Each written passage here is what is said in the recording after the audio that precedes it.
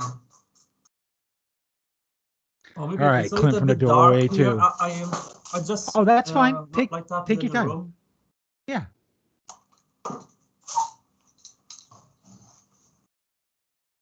I think we can't hear audio if you started it. Can you hear me now? Yeah, your voice, yes. Okay.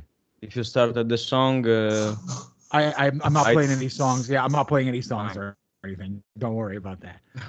Again, Clint from the doorway too, hanging out with Alexios and Mike from the band Omega. Thank you for very much doing this today on a Sunday evening. I just wanted to say your new record, I think it's Nimbra is how you say it, is really impressing the hell out of me. So I really do appreciate you guys taking the time to talk about this record. The first thing I kind of want to talk about is the band seems to be kind of very mysterious and kind of private. There's no for the music, a couple of videos, and a little bit here and there. So is there a particular reason that you like to stay so close-knit and not have so many interviews or conversations with other people? actually, this is our second interview. Yeah. Yeah. We had one a few weeks ago. It still has to come out on YouTube. And while we was working on Eve, our first record,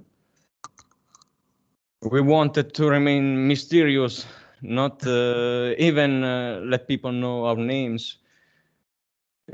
Also, we wanted to write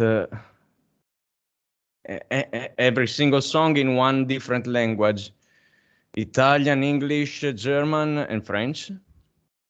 But then it was all English.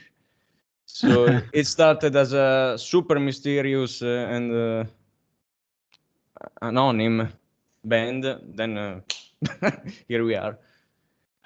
Sure. Any thoughts on it from you as well, or Alexius? Any thoughts on it at all? On why it's been like this for the last 7 years or so? Can you hear? I don't know. Ci senti? Hey, I lag. My connection is lagging sometimes, so I just missed some phrases. Oh, no problem. What I was asking was any thoughts on why the band was so mysterious for the first record up till now, and now you're kind of being more open about things? Oh, I think that the reason is a little bit about commercial stuff, because Omega is a band born from a concept started in a side project of another band, that is Deadly Carnage, mixed with a few members of another band that is Ashes of Chaos. Okay, so in first we had the idea to keep the lineup secret, to create a very mysterious feeling to the whole concept album.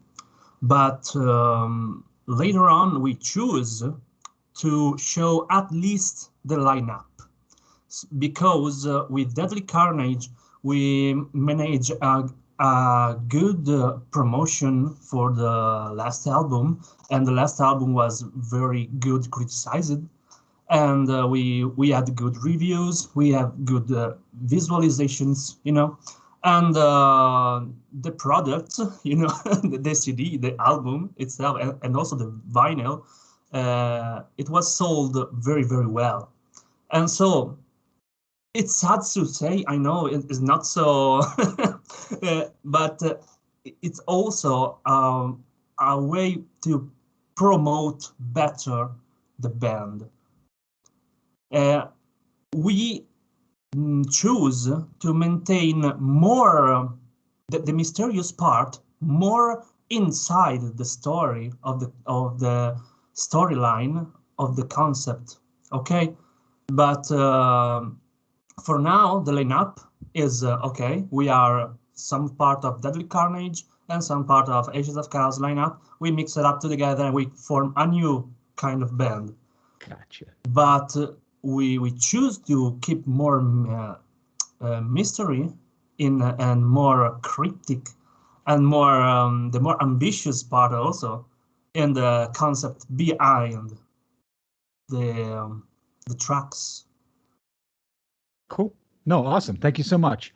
So I'm going to talk about both records right now. And the first thing I do want to say is it's very cool that it looks like it's been the same lineup since day one of the band, which is, I think, helps a lot. So this is going to kind of dig deeper into why I feel about the two records the way I do. So I came back to Eve. I had never heard Eve before. And I listened to Eve maybe a month ago for the very first time. So it's still a very fresh record in my mind. But I want to kind of talk about that one first.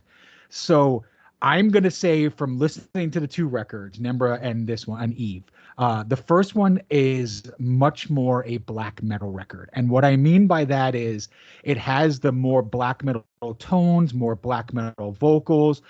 It kind of reminds me, if I can kind of throw a few bands towards your way where like influence wise I hear, it reminds me of if you like kind of mixed Limbonic Art and if you mixed like a band called Asoth from France. I don't know if you've ever heard of them, but they're very much like Deathspell mega kind of styled band, but I find they're just a little more avant-garde. But my feeling is again, both records only have 4 songs. They're all 12 plus minutes long. So there's still kind of the same theme and feeling going through the records. But this one definitely has more of a kind of an ethereal, raw black metal feel. Were you going for that on the first record? So let's just kind of talk about Eve to begin with. Yes, it was more thought with an atmospheric feeling.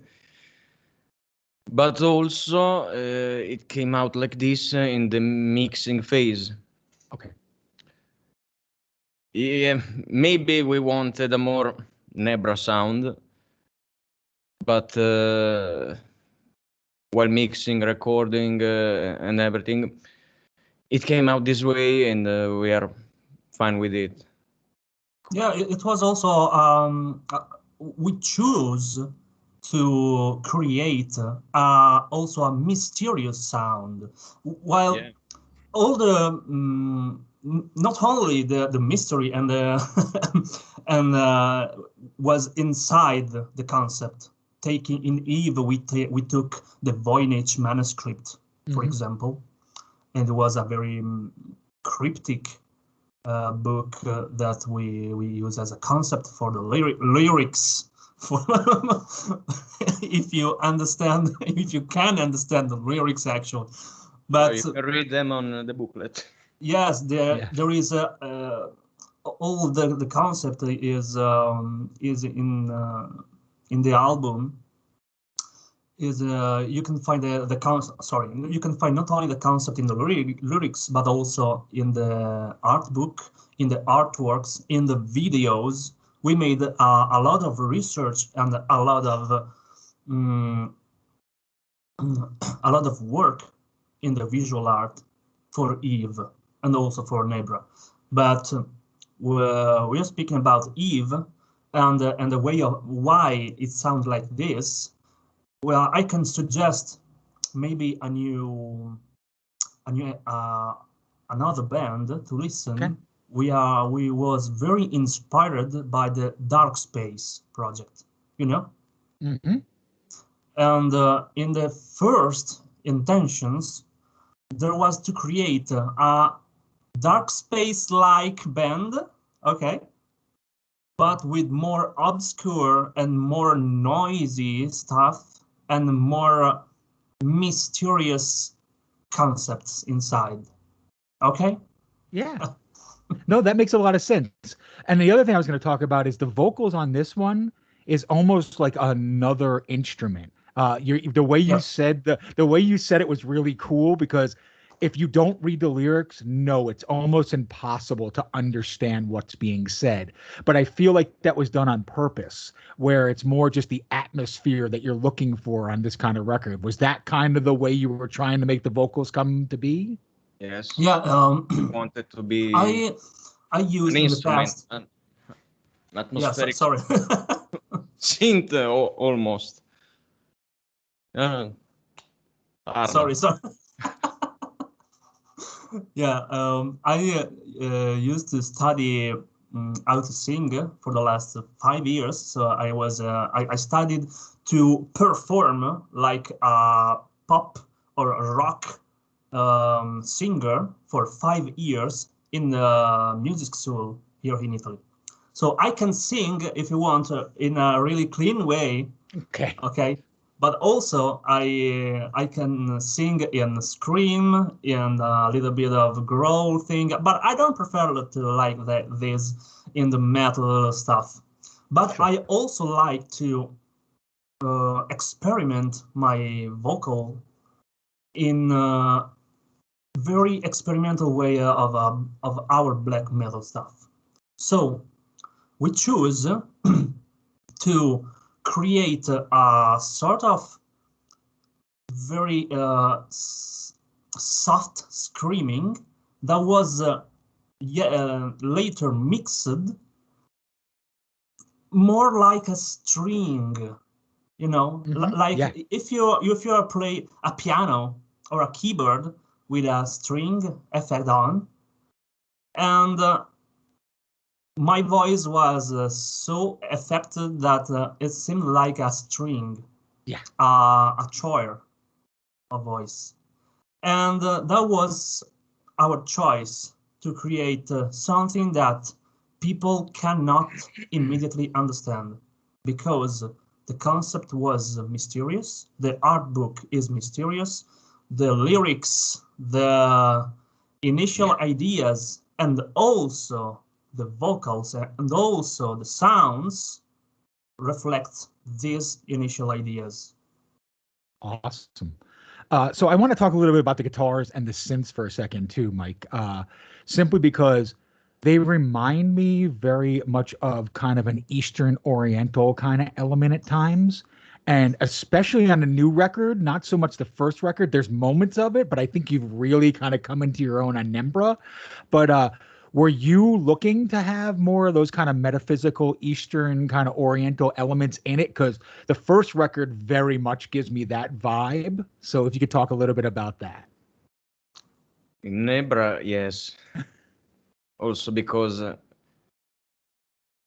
underlying theme in Nebra is Mesopotamia,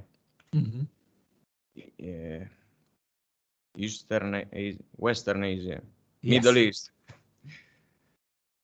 in Sumerian and Babylon. So yes, there are a few acoustic parts, especially in Playas and Quadraginta, that wanted to remind and almost transport the listener in this place, in this time. Like the Cool. intro in Playas, just before everything explodes. There is this Eastern guitar, also Alexios, which sings with overtones. Throat singing, yeah, and overtones. Singing. Yes. Yeah. We mixed the thing to create a more atmospheric and give it a place in the world. Gotcha. No, it's very cool. Thank you. So I'm going to jump into Nebra now because I've really taken quite a bit of time to listen to this record, and I really love this album. So I'm going to kind of pick both your brains. So I hope you can answer these questions. If not, totally cool. So the first thing I want to ask is, and I don't know if this was done on purpose or not, but feeling that the band of Who They Are, I think you guys did this on purpose. Why are the first three songs exactly 13 minutes and 5 seconds long? That wasn't on purpose. That wasn't on purpose, but when Simone Mularoni, who mixed and mastered the record, gave us the songs. Oh, they are all the first 30 minutes and 5 seconds, if I remember correctly. Yep. Yeah, that's fine. That's fine. Like more mystery. No, awesome. I didn't know. So the next thing I'm going to kind of ask is, so on this record, I feel the doom sound a lot more, okay? More of that kind of atmospheric doom metal sound mixed with black metal and a lot of kind of ethereal elements. The production's a lot more dense to me and less ethereal. When you were creating this record, were you trying to make a thicker, denser record than Eve? And either one of you can start, I don't care. Yes. We wanted to make it less atmospheric and more violent. Mm-hmm. Also with the choice of the mixing studio, the recording studio. Mularoni is famous with metal bands in Italy and I think worldwide.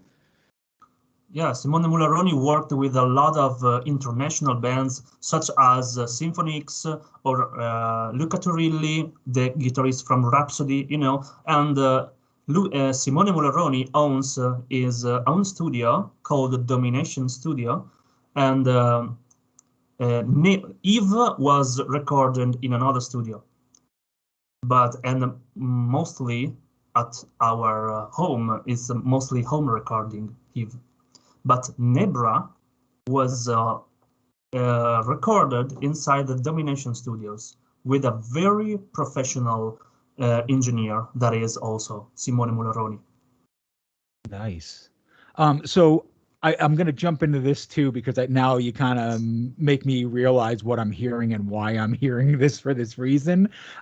This very much has a very proggy kind of overtone as far as a record. And I want to talk about a couple of things on this because there's very specific bands that I want to bring up, and they may have never influenced you for a second, but I'm going to tell you I hear them in waves on this record.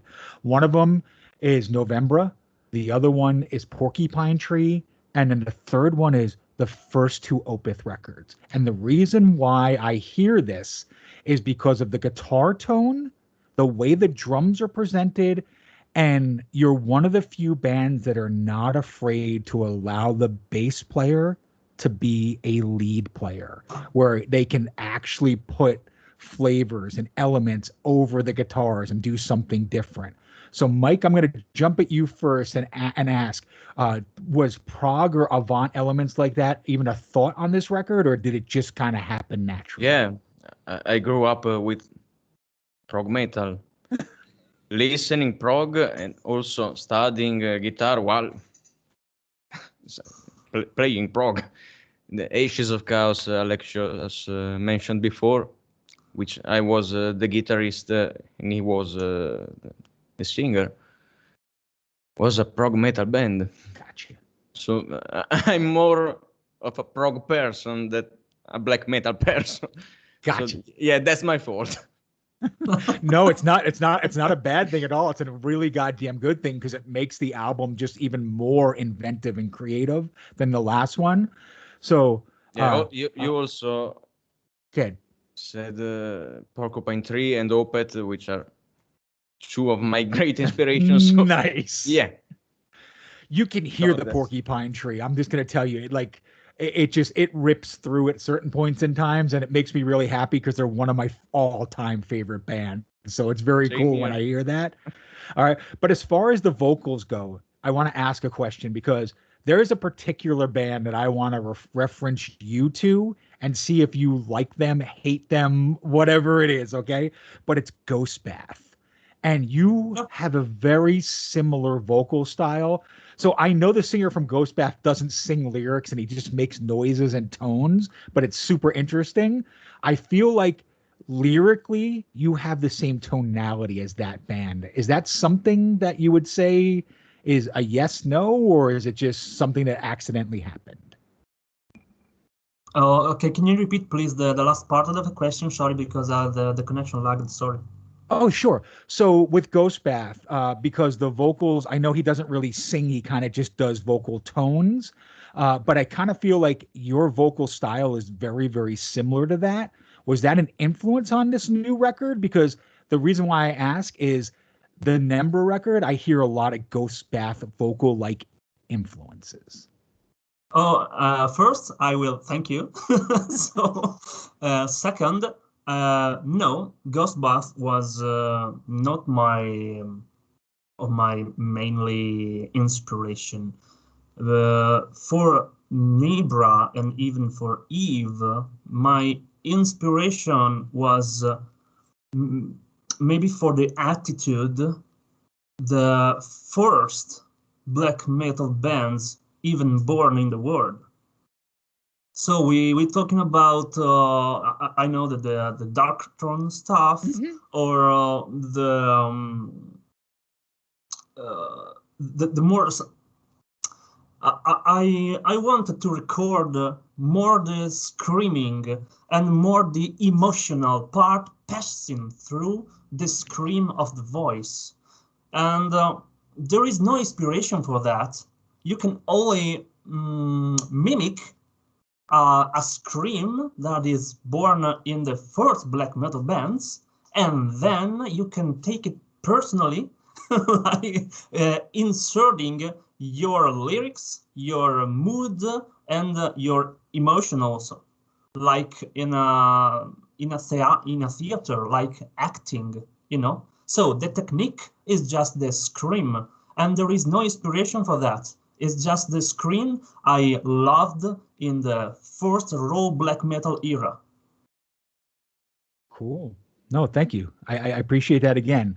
So I'm going to kind of put a blanket on the sound of Omega, and I kind of want to get feedback from both of you on whether you see it, don't see it, that's fine. A friend of mine that I work with, we are both very oddball folks and love this kind of music, okay?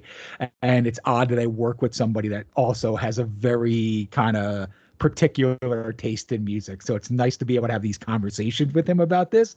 But he and I both talked about this after listening to Nimbra.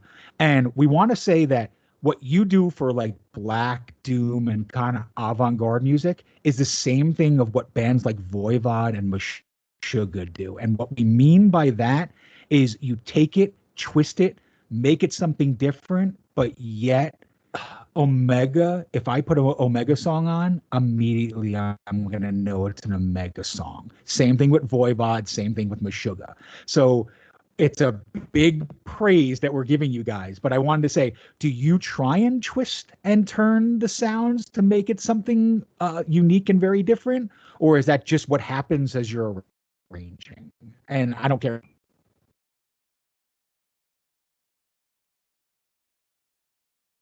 Yes. we write music for Omega almost sitting at a table. It's not played in a practice room. In a practice room. Yeah. So yeah, we try to make it more mad than we can make it. Try to distort everything. We already did. So like in Nebra, there are maybe a few riffs that repeat, but they aren't the same. So yeah. Oh, I have to say one thing. Usually we have other bands in Deadly Carnage, for example. We compose and we test and we play music all together inside the practice room, and the music is born inside the practice room all together during the practice. Okay. We compose, we speak to each other, we just build up the song in a sort of more like a jam session. Okay. With we stop, we speak, it's good, it's repeat. Okay. But for this project, this is born with the idea to create a studio project that is not a band for a practice room or maybe even a concert. We had no idea about this. And also, this will permit us to test even more our way of expression, to twist even more our ideas, that maybe the songs you write inside the practice room are, are limited by your skills, because they born just while jamming. But if you create a studio project, you can even test. You can go very to the limit. You can push out your performance to the limit, because you have only. You don't have to do this in practice room for months and months or even years before doing a concert. You can just push your limit to the max, because the goal is just to create a record. It's one record. So it's not a way of practice.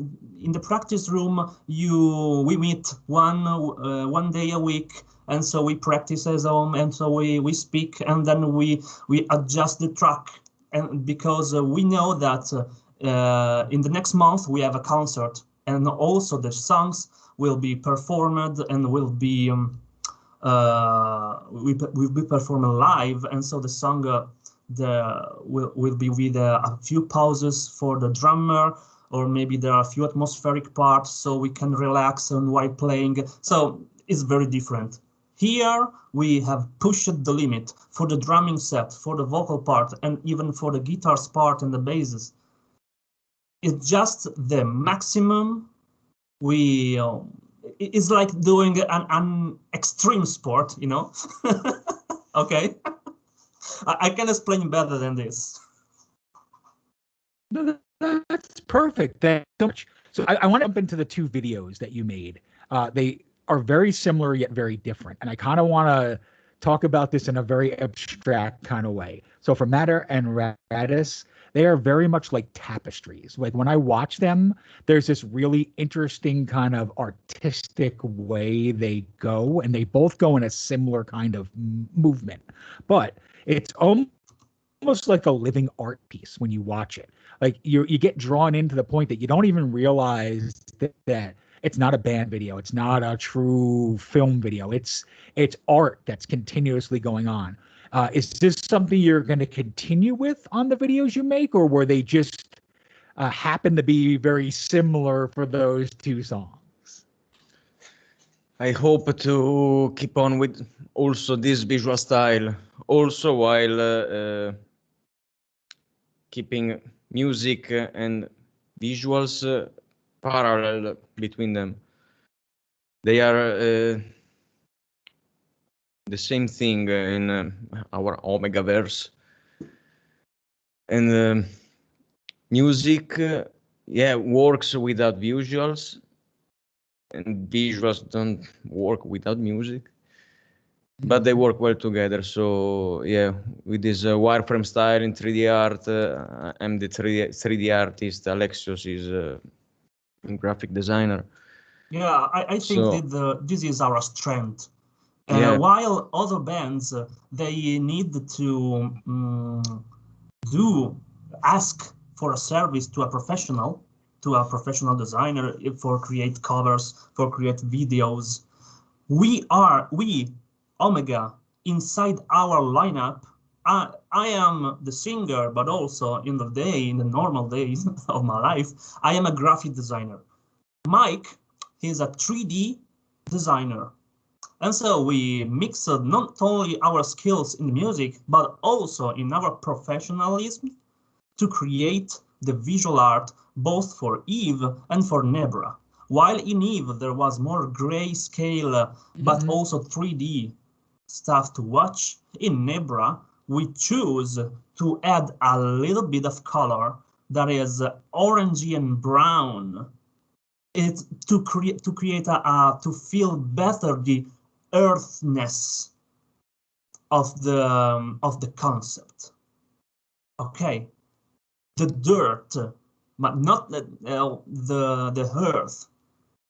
the stones, but also the mysterious part of the dark, of the very black, that is not so black. If you look very closely at this, is not black. It's a very darkest brown. Mm-hmm.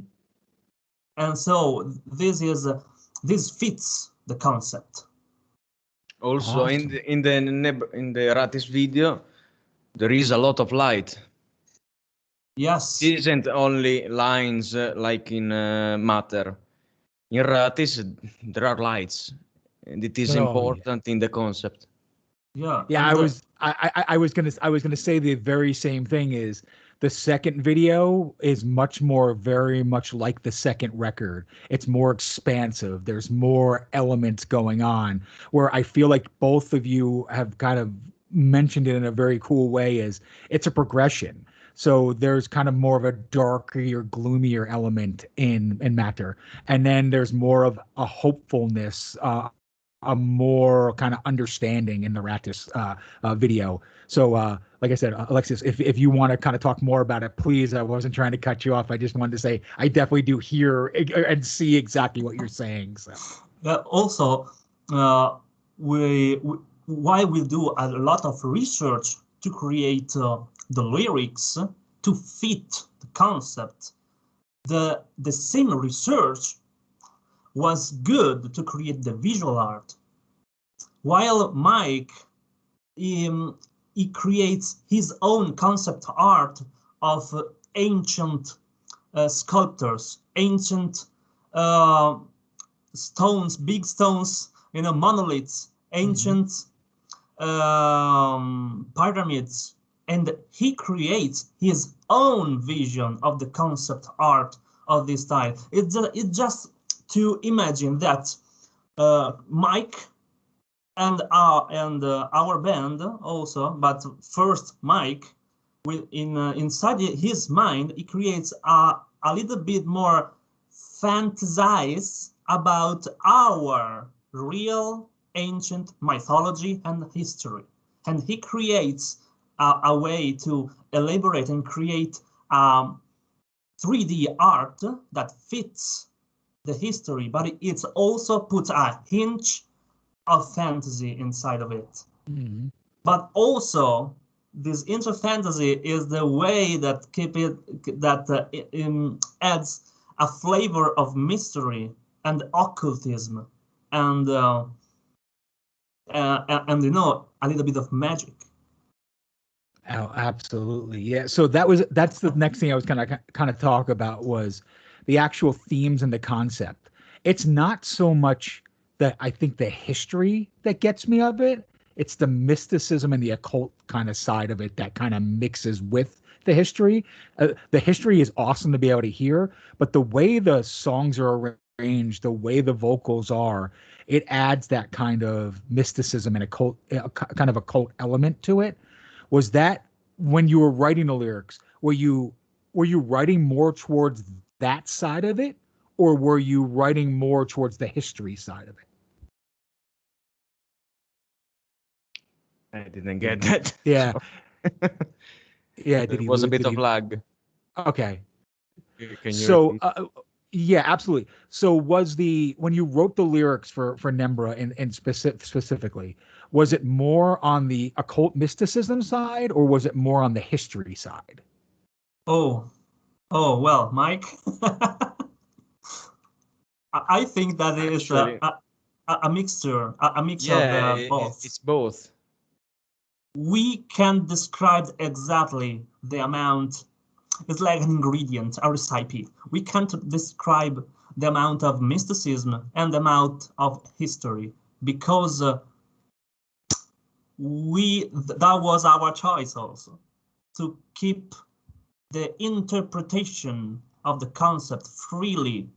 If you are a more mystic person, you will find a lot of references in the occult, in the mysticism, in all the ancient stuff that people believed in the past. But if you are more a rational person, you can find a lot of references in the real history.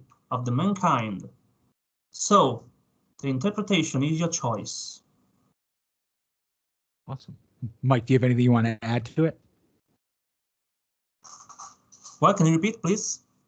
I just said, Mike, No, do you have anything you want to add to it? It's that. It's in the interpretation of the listener, but there is both. Because Occultism and exoterism, also science, astronomy, and everything. But how much of the both is interpretation? we are 4 members, and Yes. each one of us has a different mindset. Maybe Mike is a little bit more rational. I am a little bit more in the way between about occultism, mysticism, and science. Okay, I am in between, and the other part of Omega is as another mindsets. So to fit the concept, we choose to keep it not so clear, to create the doubt. It was our focus, and so the result is that you can do your own interpretation, because also the main concept comes for 4 different mindsets. Gotcha. So the next thing I kind of want to talk about, and I hope it's not lagging right now, but like I said, what I want to talk about is the label itself, Dusktone. So I feel like it might be the most perfect home for Omega. And the reason why I say that is they are just as mysterious as you in the way they release things, in the way they present, in the way that they tell their own story. How did you come to this label, and how do you feel it's been after these 2 records? Oh, well, Dusktone was our main target to to promote our band, even in the first release when no one knows about Omega. So we contacted in a very special way, to the leader, to the boss of the Dusktone. And the boss of the Dusktone label fall immediately in love with our project and also with the concept behind, because we knew that he was a very sensitive person about the mysticism part of the concept, and so he felt in love about the concept, and so all the promotion was very, very easy for us.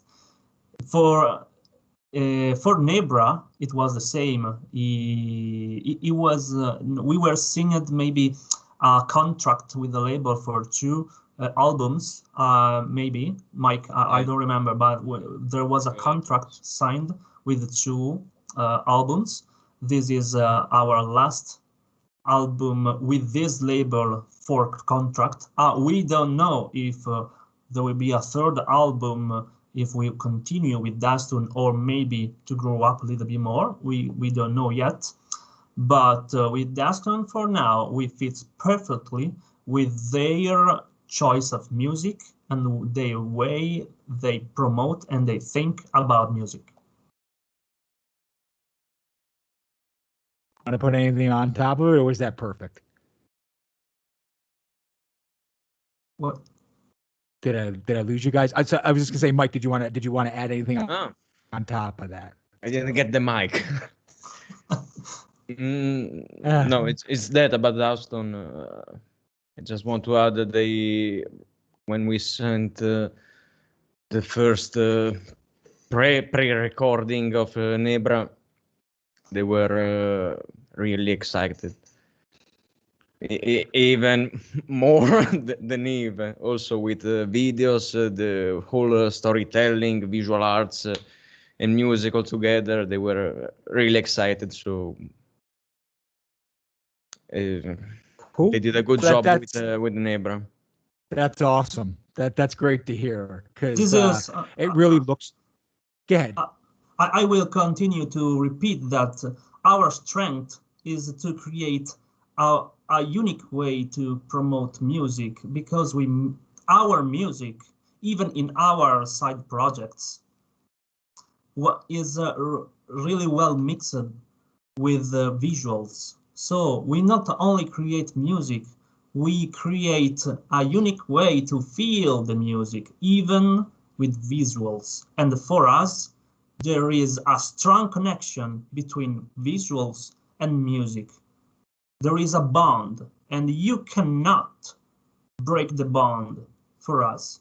Visual is connected with music, because if you close your eyes while listening to Omega or to another project from us, I think that you can visualize inside your eyes.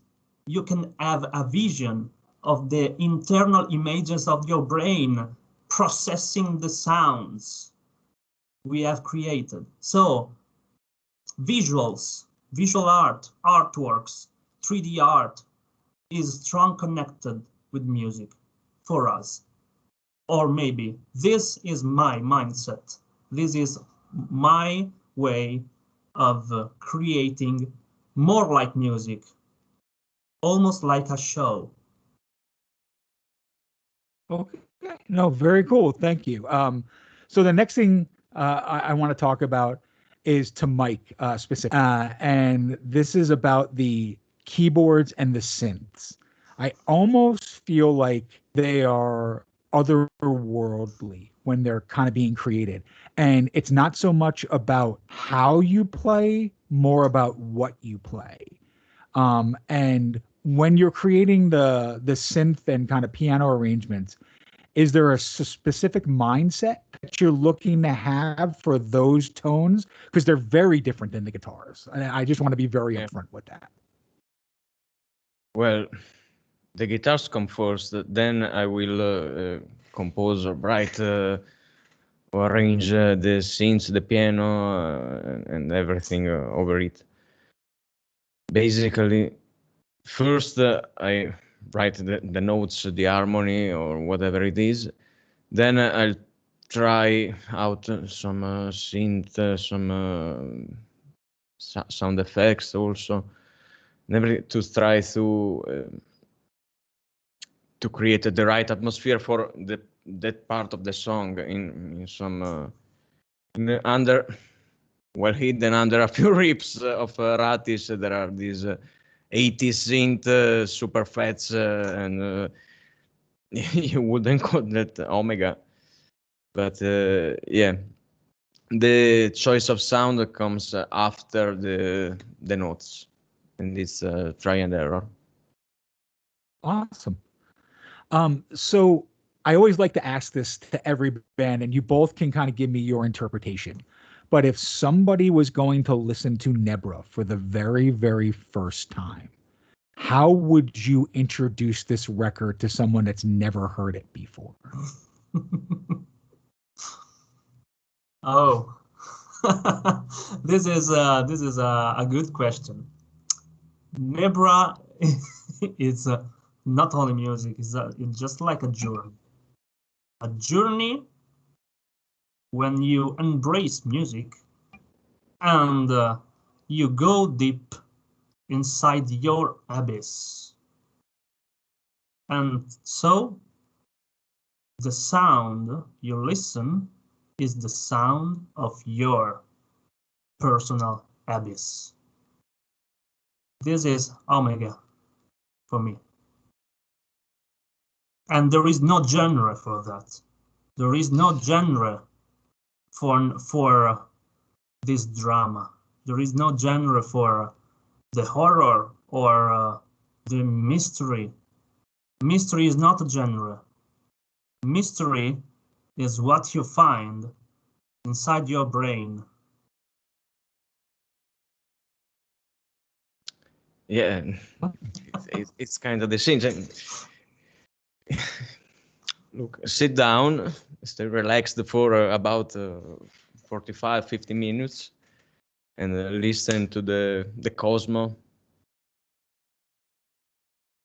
Okay, And no, that's fair. stay open, because as we said before, there's not one interpretation. It's about the listener. So it's almost a gift to the listener. No, that's too much. Well, it's more like a curse, not a gift. You find something new every single time you listen to the record. It's one of the special things that I'm going to say is when you listen to it, I've listened to it probably 10, 15 times now, and I always find something new, like a different tone, like a different piece, a different part. I'm also one of these guys, I'm an old dude. Okay, I'm 49 years old. I'm not a kid by any means. So I listen to entire records. I can't listen to one song. It doesn't work that way for me. So I sit down and listen to the record. And with Nemra especially, I can hear movements. It's almost like each song has its own movement, and not each song is different, but kind of contain an album. And that's what makes it really special and why I want to talk to you guys. So I do appreciate what you're doing very much. It's so much more than just a metal band. Like I love that you use the term metal, but it's so much more than just metal. Okay. You have so much more going on. And after this conversation, I'm going to definitely check out your other projects as well. Because if they're even half as interesting as this one, I'm going to probably love them as well too. But the last thing I kind of want to talk to you guys about is there anything you will not do in Omega? Is there a certain sound, a certain style, a certain collaboration that you would say it's just off the table? Well, I think I will never do a non-concept album. That's it. Omega is about every single record is a story. So having 4 or 5 songs, each one telling his own story, but in a limited time, it's not for Omega. As you said before, you cannot listen each track individually and then stop. It's like watching a movie. You can't see the introduction of the movie and then stop it. You will continue the story, even if you perfectly know how it ends. You will anyway continue to watching the movie. And this is the way we compose in Omega. This is the way we feel the music in Omega. We create stories, not only music, and we use the metal adjective only for a way to like the metalheads, because yes, there were more. There is a mindset we want to catch. There is a people we want to catch, and the people that is more like to do this kind of introspection we research is the metalhead, the classic metalhead. But then we teach this metalhead to bring a little bit more inside his darkness. So it's not just metal. Metal is just a label we print in the CD to this. Oh, if you listen metal, usually you can find a good place to be in Omega. Mm-hmm. But the Omega is not metal. Omega is a doom, but doom is not a genre. Omega is more like a movie without images. Or maybe the images we made, you can find it in the booklet, in the YouTube, but it's limited. In the booklet, there are printed, they're not animate. In the video, there is only a part, there is only one song. Then you are lost. With a few hints, and the hint we printed in the booklet. Awesome. So the last thing I'm going to say to you guys is I'm going to wrap it up like this, and I do this for every band. Where is there anything we know about it? Are you interested in playing live? You want to do live shows for Nebra? Like, what's your thoughts? I'm going to give you the next couple of minutes for both of you to kind of talk about what the future holds for the band. Right now, we are trying to choose a new concept for our third album, which hopefully won't be finished in 4 years, maybe before. And about live concerts, Omega was born as a studio band, but who knows? I'd like to play Omega live, but also the mindset has to be taken on the stage. Videos, images, lighting, sounds, and everything. So it's not just playing live. If you imagine that, to create an album, we create a whole world in 3D and a music video and all concept just to create an album. Imagine the work behind to create a concert for us. It will be a lot of work, because but it will be awesome to play Omega live with the Omega feels in the air. Yeah, light effects, visual effects, not only music. It will be something more like a show. So for now, we just keep this in our mind, and maybe we will continue to write a third album with maybe new projects, with new concepts. But for now, we can't spoiler that more. Understand. No, I completely understand. Thank you so very much for this. The band Omega is very, very special to me, so I really do appreciate you guys took the time today to talk to me. I will make sure that I let the folks know where to get this record, how to be able to get in touch with you if they want to talk to you as well. If there's ever a way that I can help out more, or you do come and play live, I will definitely love to be able to see it. But other than that, thank you very much for this. Clint from the Doorway too. Thank you guys, and you guys just keep doing what you're doing. It's awesome. Thank you. Thank you. It was a pleasure. Absolutely. Have a great day.